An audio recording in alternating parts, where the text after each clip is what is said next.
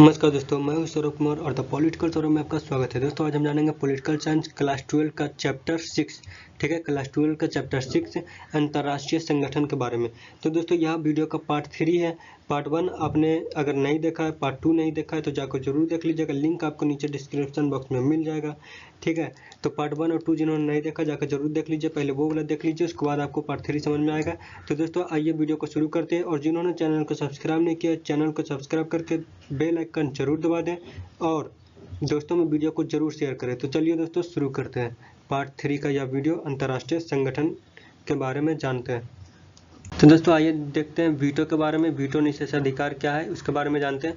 तो दोस्तों सुरक्षा परिषद में 5 अस्थायी सदस्य होते हैं और 10 अस्थायी सदस्य होते हैं। आपके क्वेश्चन में पूछे जाते हैं बराबर कि सुरक्षा परिषद में कितने सदस्य होते हैं, तो 5 अस्थायी सदस्य होते हैं और 10 अस्थायी सदस्य होते हैं।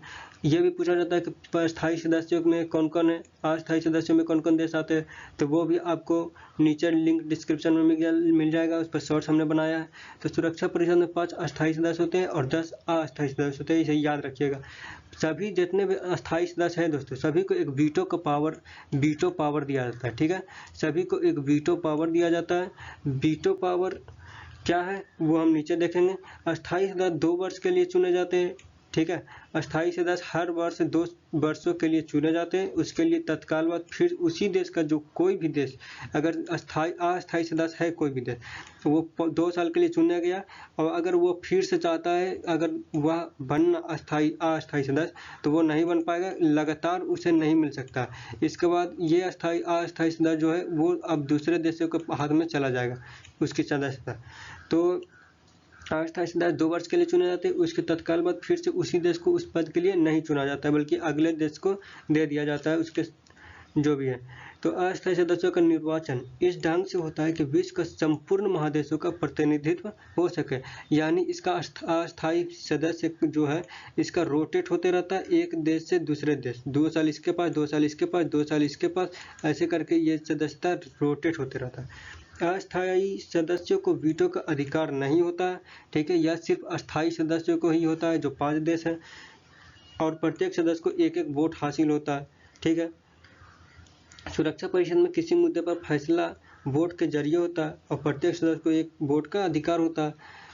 यह तो पीछे भी हमने देखा था पिछला वीडियो में कि हर एक सदस्य को एक वोट का अधिकार होता है। ठीक है, एक वोट का अधिकार होता है किसी भी मुद्दे पर अपना फैसला सुनाने के लिए। अस्थायी सदस्य का कोई एक देश वीटो का प्रयोग कर उस फैसले को रोक सकता है, भले ही सभी सदस्य उसके पक्ष में वोट किए हों। यानी दोस्तों सुरक्षा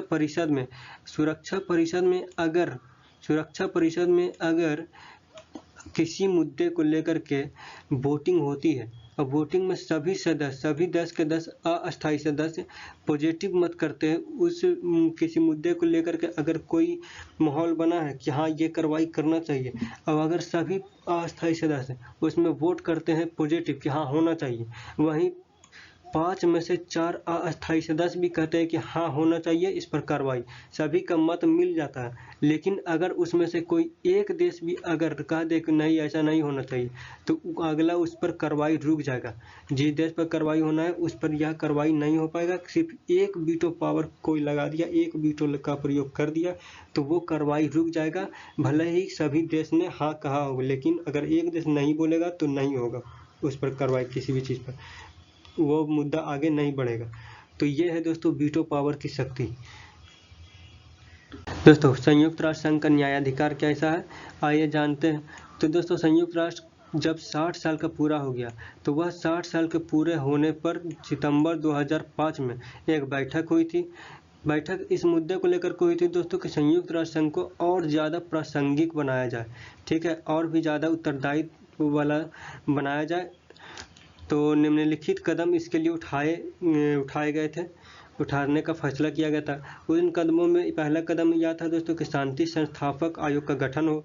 वहीं दूसरा था यदि कोई देश अपने नागरिकों को अत्याचारों से बचाने में असफल हो, यानी अगर कोई देश है वह अपने नागरिकों पर किसी देश के द्वारा अत्याचारों को बचाने में असफल है, तो विश्व के जो बिरादरी वाले देश, विश्व बिरादरी उसका उत्तरदायित्व लेगा। ठीक है, और उस पर कार्रवाई करेगा। वहीं तीसरा मानवाधिकार परिषद की स्थापना। वहीं चौथा होता है दोस्तों चौथा कदम यह उठाया गया। तीसरा कदम तो यह उठाया गया कि मानवाधिकार परिषद की स्थापना की गई। वहीं चौथा कदम सहस्त्राब्दी विकास लक्ष्य यानी मिलियन डेवलपमेंट गोल को प्राप्त करने पर सहमति दिया गया। वहीं हर रूप में रीति के आतंकवाद की निंदा, ठीक है, हर रूप रीति के आतंकवाद की निंदा मतलब हर तरह के आतंकवाद की निंदा की गई। और अंत में है दोस्तों कि एक लोकतंत्र कोष का गठन किया गया। तो ये सब कदम उठाए गए थे जब संयुक्त राष्ट्र संघ 60 साल का हो गया था। दोस्तों संयुक्त राष्ट्र संघ में सुधार और भारत, यानी सुधार पर भारत के क्या विचार है संयुक्त राष्ट्र संघ में, और संयुक्त राष्ट्र संघ का भारत और भारत का संयुक्त राष्ट्र संघ से कैसा कनेक्शन था। तो दोस्तों पहला है कि भारत ने संयुक्त राष्ट्र संघ के ढांचे में बदलाव को कई आधारों पर समर्थन दिया।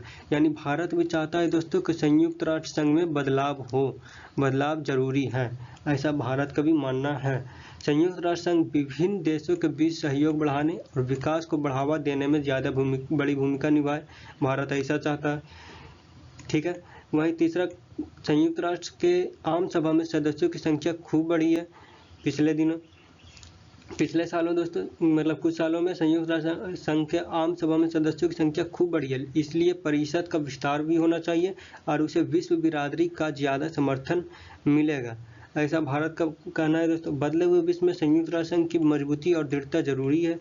वहीं भारत की भी अस्थायी सदस्य के दावेदार है, जैसा कि हमने पीछे बताया था कि भारत भी अस्थायी सदस्य के दावेदार है। भारत अस्थायी सदस्यता तथा अस्थायी सदस्यता के सदस्यों के संख्या में बढ़ोतरी का समर्थक है।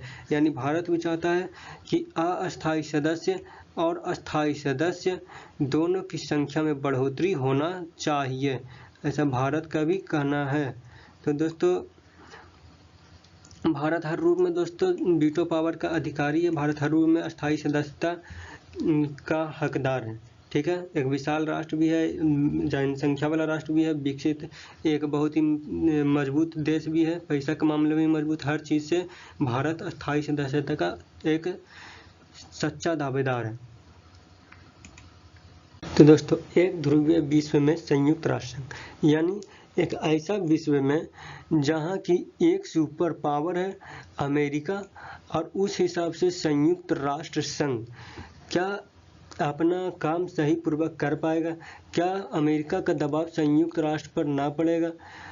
तो उसी को लेकर के यह है कि एक ध्रुवीय विश्व में संयुक्त राष्ट्र संघ क्या सच्चा तरीके से काम कर पाएगा, क्या वह अमेरिका का मदद नहीं कर पाएगा या नहीं करेगा, मतलब ऐसे ही बहुत सारे प्रश्न आते हैं, ठीक है।